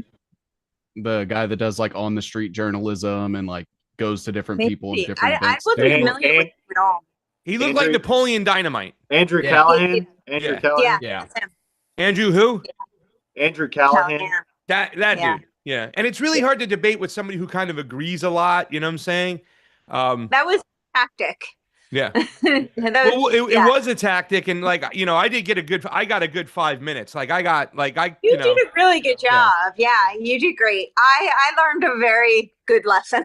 I did not you do a gotta. great I mean, job I at hate all. to use these words, but that's what I was trying to. Before we got going, I tried to show you my notes. Like, listen, like we're talking to, and this is something like this is the area I wanted to occupy. This is why I initially left AM Wake Up, you know what I'm saying? Because Steve was talking to such a sophisticated audience, a black belt audience. I wanted to do, which I was inspired to a little bit also by Teace's information, is create that kind of like speak to the regular man, the everyday person on the street. That's who I rub elbows with. I'm a people guy. So that's why I kind of went on and did my whole thing. So that's what you have to compartmentalize it too. So I kind of compartmentalized. This is the theory why I think that 9/11 was an inside job. I set the table. I didn't get to go through it all, but I did get 5 minutes, and it was kind of cool. It was a cool moment. So I think it's going to be a good show. Our good friend Gerard, who also got us booked on the job, he did great. He went up twice, which leads me to the point why I came here today, guys, because I want to tell you guys that I think this is going to happen, and I don't want to jump the gun. Back in April, before I got really sick, I approached Courtenay, my friend Gerard, Tatiana Moroz, who's a libertarian. She's a singer-songwriter. You guys might know her. She was at Rage Against the War Machines doing the songs. I got these people together and I said, listen, since RT might be coming back, and I was getting from everybody in Moscow and calls, people on the network and people at Sputnik, and it's like, oh, this is coming back, right? We heard through the grapevine some other people saying it's definitely coming back. They're going to lift the sanctions, whatnot. That was in April. Shot a pilot. It's been sitting dormant because I really don't know who I can present it to. Can maybe take a shot. Newsmax, OAN. I doubt they will, but who knows? Short story long, they weren't lifting the sanctions. They weren't ending the war. As we know, Donald Trump is kind of matriculated to this position of going to Joe Biden's policies and whatnot, even maybe upping it up, with the weaponry going over there. Now more Patriot, long-range weapons going over there, escalating the whole situation, which was why, the whole, on my radio station, it's been like Donald Trump has got a worse grade than Barack Obama at this point right now. He is fallen down on everything, and calling the, Epstein situation a hoax was really just dirt in the eye with a lot of Make America Great Again people. But I don't want to jump the gun like I've done before because nothing ever really moved. I haven't had any conversations because I'm not allowed to legally talk to those people, the producers at RT right now. I can get in trouble technically for it. But now from what I'm hearing through the grapevine again, and I don't want to jump the gun, and there's a guy there's a video out there. I think I'll tag it, Ricky. I'll send it to you later. But people really believe that on the 15th, a deal is going to be made, that it's very symbolic why they chose Alaska. Alaska is where Russia sold to the United States, right? They sold it to the United States in the late 1800s. They're going to meet right around in that same area. It's very symbolic. What I've heard through the grapevine is that the money that was seized in America, in the Russian money is seized in the banks. Now, I don't know if it's $1 billion or $1 million. I'm trying to get a hold of it. I think it's $1 billion, like 200 billion, something ridiculous that they've already written off. Putin and the Russian Federation has already written off. But what's going to happen, from what I've heard, is that Trump is going to release that funds to the Russians. In return, the Russians are going to give that money to Ukraine, have a ceasefire. That money is going to be symbolic of a purchase of the Donbass and Crimea, end the sanctions, lift the war, whatnot. They'll retreat from the Russians will retreat and go back just simply to the Donbass and Crimea, those areas that they've kind of got into. Kharkiv or Kharkov, I think it is. I get the words mixed up. I have to look at those areas. They will pull back, so then Trump can kind of say whatever, like, hey, look, I told him to bum back because Putin this would have never happened if I was president. Remember, this is Joe Biden's war now, and I'm just trying to end it but it looks like this might happen. I've even seen reportings from other people who's saying that a lot of the mercenaries that are in Ukraine, right? Because it's mostly mercenaries fighting for Ukraine at this point. There's only so many people they can drag off the streets and throw them on the front line, throw them in a van. But from what I also hear, that those mercenaries are to leave and to start heading to Gaza, where they're going to try to secure the shorelines to secure up the gas lines. Now, I don't know if any of this is true. These are people speculating what's going on. But I also heard Lindsey Graham the other day on Meet the Press. It's the first time this warmongering cocksucker has ever said it's time for this war to end. As long as Donald Trump's coming from a position of power, and Russia can't do this again, then we will have won. In other words, you can already see the spin they're trying to, and for Lindsey Graham to say that, and not only that, the Democrats going on full-fledged, oh my God, he's going to do it. He's going to capitulate to Putin. Here we go. We told you, kind of reigniting that Russiagate scenario once again, which they've kind of already been teasing with. So, some of the people I've talked to as well, they feel like this is going to happen. I don't know. I've been fooled too many times, and I'm saying, fool me once, shame on me. Fool me twice, you're not gonna fool me again, right? That was the amount of money George W. Bush, by the way, the amount of money that was seized was $300 billion. Yeah, I believe. Yeah, it was close to. It's like From what I heard, anywhere from 250 to 300 billion that they've already written off too, Charlie. So, if they give it back and he symbolically says, "Okay, we're going to end the war, use this to rebuild Ukraine. Let's get out of here. Let's do this, and then go elsewhere."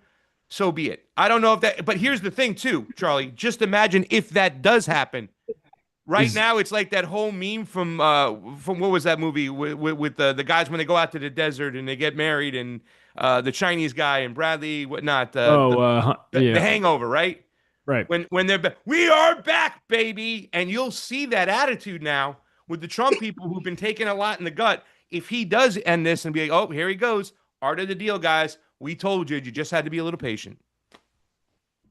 Mm-hmm. I mean, it's really interesting. I guess I don't really see nation states as having any division. They're basically just playing world wrestling parts in a larger orchestration. And that doesn't necessarily mean that every puppet or bobblehead on a bulldozer is fully aware of that. They're interchangeable, just placeholder mascots in order to goad the public into investing in them emotionally. So it'll be really interesting to see how they play it. But it's an ongoing charade that we all continue to buy into. And yeah, if they do that, then you're totally right about what the reaction would be. People will 100% just like forgive everything. They'll just be like, oh yeah, it doesn't matter if you murdered like millions of people and violated our rights and like et cetera and so forth. It's just a nightmare. But hey, yeah, this one moment is good, so I'll take it. And that's pretty bleak if that's where everyone is at. They don't have any standards. They're just waiting for the next scrap from the table rather than actually flipping the bitch, because we're not supposed to be comfortable with money lenders. We're supposed to be over this shit. Is Larry Fink going to be at that meeting in Alaska to divvy up the money, the rebuilding? I mean, who gets the 300 bill? Like, who's in charge of that? BlackRock's heavily invested in Ukraine. They got a lot of assets, a lot of property, whatnot. So they're definitely going to be part of the whole Vanguard too. I think has got a lot of money too as well and invested. And I think they're supposed to get the mineral deal. And I know, it's so crazy, Teace, because I don't know to what extent. Right. Obviously, people say Pasta's a Russian guy. He's pro-Russian. He's pro-Chinese. A lot of arguments with people out there. You know what I'm saying? I would always say it doesn't make a difference, even if they are talking behind closed doors in this kabuki theater. I still think there's a responsibility from us as journalists, podcasters, commentators, whatever you want to call us, to still hold the actions accountable. Right. Yeah. No matter what. I mean, at the end of the day, there's the actions of the United States, and then there's the reactions of the other BRICS nations that are just pretty much reacting to the empire, which has 1,000 bases out there, kills more people. You know what I'm saying? So, I mean, that's why I guess when we look at these situations, and there is the argument too as well that, Putin is not liked by the World Economic Forum. They took him down off all the websites. You know what I'm saying? He hasn't been dealing with that anymore. And, there's this notion that Xi Jinping, Putin, they're just done with this World Economic Forum stuff. They got a lot of the resources. They're going to go on and do their own thing with their own oligarchs and whatnot. So, I mean, I mean, that's all really interesting. I guess I'll just throw out the caveat that given the level of deception that these globalists, these intergenerational bloodline pedophiles, sick, sadistic, godforsaken motherfuckers pull off over and over again, they literally created communism and fascism as a schism in entire continents, who then identify for generations in order to stay in alignment with a fucking lie. So at this point, given what we saw with Biden, do we even fucking know if Putin's alive? Like, you have to look at the sophistication of the manipulation of what we just accept on the surface. Because until you understand that by and large this is stagecraft, we aren't willing to rip back the curtain and punch the wizard in the fucking nuts. No, I agree too. But, you know, once again, getting people to understand that too as well. You know, I mean, that's why you have a program where we're baby stepping people, right? Yeah. One of your first situations, you say, okay, first off, guys, just understand that a lot of these doctors that have a lot of knowledge on what's going on in COVID, a lot of the stuff we saw here, thanks to Charlie, Ricky, you know, Sam and Mike, because they would have awesome guests on during COVID that we were so far ahead of the curve. I was able to take so much knowledge and information and go back to my audience and talk about it. But you even said, like, these guys are not even allowed to put out their information. They're held back, they're gagged, they're silenced. So understand that, you know what I'm saying, there's a process in which, you know, it's captured, it's corrupted, but you're starting at the basic element. You know, if we still, I mean, you know, if we get too David Icke on people and they immediately shut down. You can't They go black immediately belt. shut down. So I mean, No. I'm trying to find a way, but you'll be surprised because people calling into a Pacifica radio station wanted to talk about chemtrails. That wasn't like that, you know, 5-10 years ago, and now they're like, oh shit, like really, you want to talk about chemtrails? Yeah, but then you got to Turn get off up to the talk air. to Jim Lee. But sorry, go ahead, Charlie. I was gonna say we got to wrap this insane, Sorry, guys. burning, flaming airplane. Take it in for a landing. Sorry. Pasta, what you're feeling better? Let's start with you. Are you feeling better? I'm feeling better, but like I was telling Courtney too as well, you know, and it's been, you know, Miriam's not here today. Miriam's been helping me out a lot too as well. I order a lot of my products from Honey Colony. You know, I'm still kind of this whole situation, guys, going through the alternative medicine, going through the Western medicine, doing Chinese medicine. I mean, I'm throwing spaghetti at the wall here. I'm still on steroids, prednisone, so it's like I don't know how I'll be until I eventually come off it, even though I'm on a small dose. But chronic inflammation is real. You know what I'm saying? I know a lot of people suffer from it. Trying to figure out exactly where it's coming from. You know, that's the hard thing. But Western medicine, I went to the University of Miami, for crying out loud, and it was like the representative from Pfizer pretty much talking. Let's put you on prednisone and then a bio. I'm like, yeah, you're only dealing with the symptoms here. We're not talking about the problem. No. Dealing with it, it sucks. It is what it is. But feeling better. Got my show on Wednesdays, guys. The call-in show. Wednesdays, WBAI. I'm just looking forward to trying to expand that. I still do the Truth Wire with Fiorella Isabella on Mondays and Fridays. I go on Matt Wineglass's show, The Homeless Left, because we are homeless left people.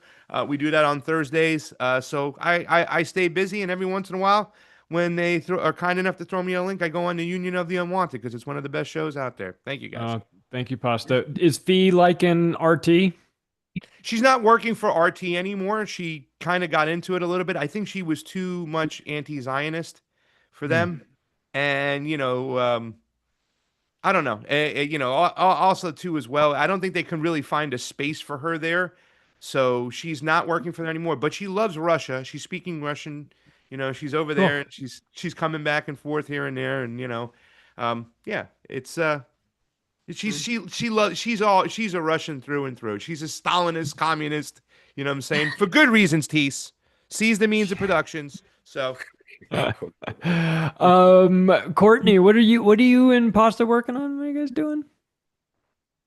So we're working on, we did a pilot. We shot 6 episodes of a show that he was hoping to pitch to RT.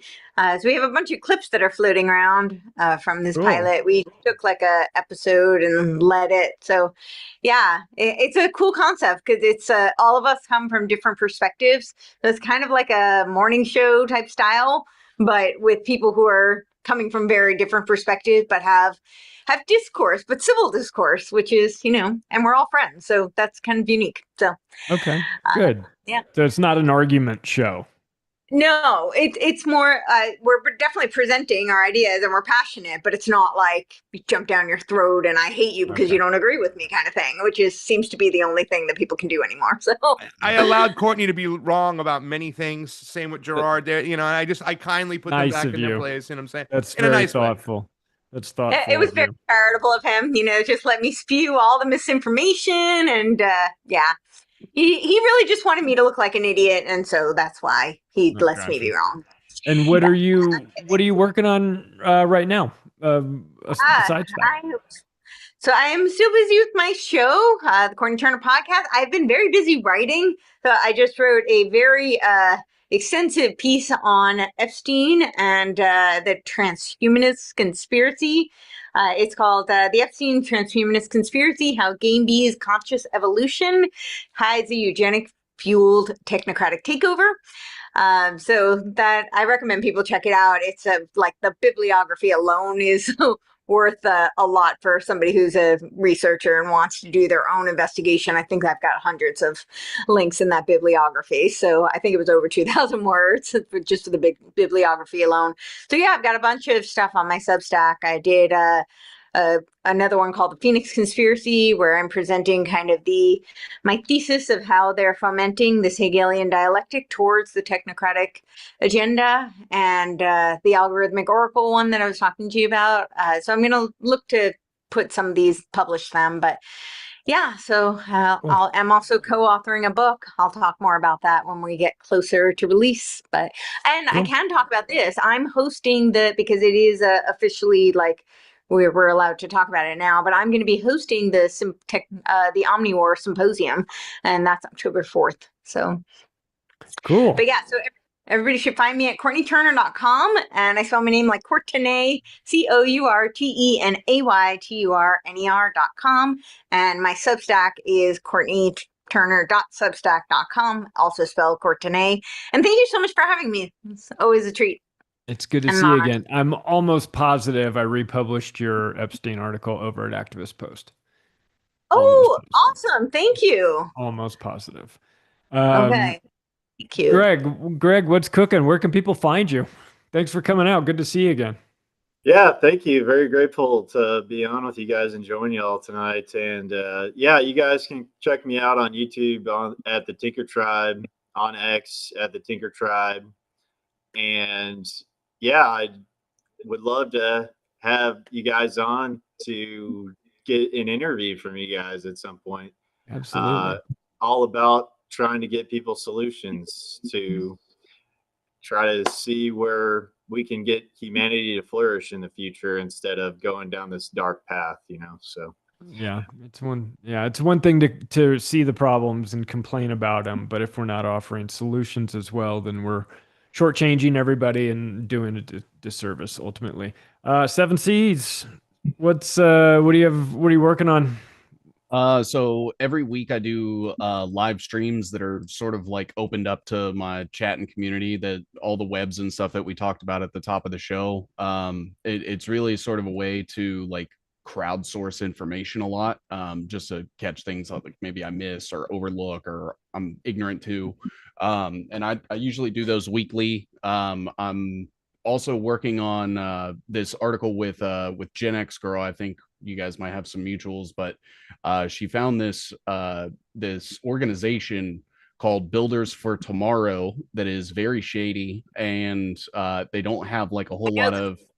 You do know them, and yeah, how super shady. Yeah, and you can't find anything about them really outside of like some studies that they've contributed to the ADL, as far as like anti-Semitism and like anti-Zionist speech, and they are connected to this company that through this guy named Michael Brokeem, who is in partnership with American Bitcoin, and a company called Griffin is owned by them, and they're setting up like data centers and crypto mining centers around the world, and it's going to sort of branch into the like the technocracy, transhumanism, biodigital convergence stuff that I'm working on. And then the biodigital convergence stuff is kind of where I'm starting to make some headway. I've got some guests lined up that are coming to kind of explain everything, the trillion sensor plan, everything that DARPA is releasing, and sort of how that is the thing that's going on behind the technocratic Peter Thiel like lightning rod that's happening. Because like Palantir isn't the only, the DARPA has stuff that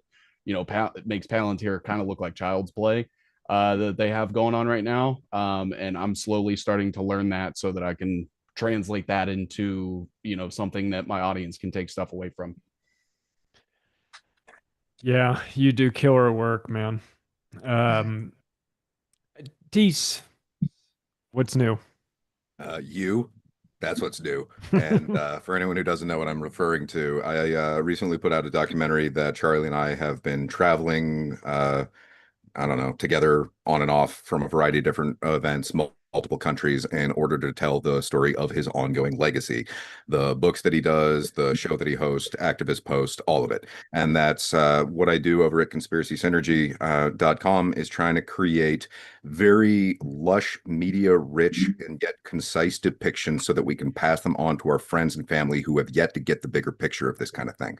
They need those kind of introductory steps like Pasta was talking about earlier in order to get them up to a point where they could even listen to a conversation like this without thinking we're all batshit crazy. And so I do that because I come from a filmmaking background. I've been studying this stuff for 15 years. I'm very invested in the research side of it, but I also understand that most people have in essence just been subjected to brainwashing, and if it isn't packaged or branded correctly, it's never going to reach a point where it lands the way that it needs to so that we can get to where we need to be. So for anyone who wants a wonderful glimpse of inspiration, you can watch the new Charlie documentary that I put out, and it's fucking awesome, man. He's a delight. It's not, I didn't manipulate anything. Charlie's wonderful, so we should all love him before seeing that documentary. And yeah, take the time to check it out. Please do support someone who was here on this show today. Please do support the people who do this work. It's very difficult. It takes all of our time and energy. Very, very, like 1 in 1,000 or 1 in 10,000 people actually contribute to this kind of thing, but we need it. So please like, share, subscribe, retweet, blah, blah, blah, smat, all that crap, and then also kick us a buck if you've got it. Thank you very much, everyone. Conspiracysynergy.com. Yeah, Teace does outstanding work. It was fun having him with me in Acapulco and Nashville and Denver and Pueblo. And and it was, and we went all over the place, did some crazy things that I was I mean, I'm uncomfortable watching it, but because it's just very weird, but well done, man. And I like the way your mind works, and the source material better than anybody. So I know I can get weird with you and it's not going to freak you out. I can talk about the black belt level stuff. So that's great. I got to mention Graham Dunlop. He was here from Grimerica and adultbrain.ca. You can go over and get their audiobooks. They do all kinds of tremendous audiobooks on books that are out of copyright. And you can find, I mean, in addition, they did 2 of my audiobooks as well. So they'll, if you need an audiobook, they're your guys. If you want to like buy an audiobook from some obscure author, they've probably done it and recorded it. There's a lot over there, so check that out. Sam Tripoli couldn't be here tonight. He said he was on the road. So he's telling jokes for money, which is pretty fucking awesome, if you ask me. And Midnight Mike, as we know, is on assignment fighting the New World Order. Ricky, what are you working on? What's going on at the Ripple Effect? I just started doing tech support for Zoom before the show started. So if anybody needs to know how to put their thank you. I appreciate you getting my audio right. The blind leading the retarded. I appreciate it. I was so proud of myself that I could help somebody. Yeah, so I had Dr. Peter McCullough on with John Leake today, talking about the new vaccine book. That'll be out hopefully shortly. I just had Richard Grove on. And then I got I was on Greg's show recently. Check that episode out. You can find that on his YouTube channel. It was a great conversation. We talked about a lot of different things. So if you want to hear a little bit of my origin story, how I got into podcasting and whatnot, definitely check that out. And he has tons of great guests on. He's had Scott from Rebunked News and many others. So definitely some familiar faces over there. So check him out. And check out the rippleeffectpodcast.com. As you guys know, I am back on YouTube for the time being. So, Amazing. but Good for as you. make sure you subscribe to everybody you listen to on the show's work on other platforms, because there's a very good chance one day we'll all be gone from YouTube, including this show. So make sure you use. Sometimes people ask me, like, what's the best app to listen to podcasts? I prefer Podcast Addict. You get it right from the source. You kind of bypass any ads or anything that like Spotify or iTunes can add. You get it right from their RSS feed. So it's the one I've been using really since the beginning of listening to podcasts, and really enjoy that one. So check that out. And I think that's it. Thanks, guys. I really appreciate everybody joining us. As always, I love the fact that we can all agree, disagree, push back. We should all be open to having our ideas challenged. It's when we attempt to defend them that we realize we're wrong sometimes. So it's a great practice. But Charlie, and then any last words, of course? Oh, activistpost.com. Go get your news there. You can get it on your mobile device. Sign up for our get a weekly newsletter that's just starting to go out. So getting that dialed in. Macroaggressions.io. Useless drinkers. Good episode I did last week. It's only a matter of time till these fuckers go after the water. You know how that is. So check it out. Thanks everybody. Thanks, Ricky. Thanks for driving.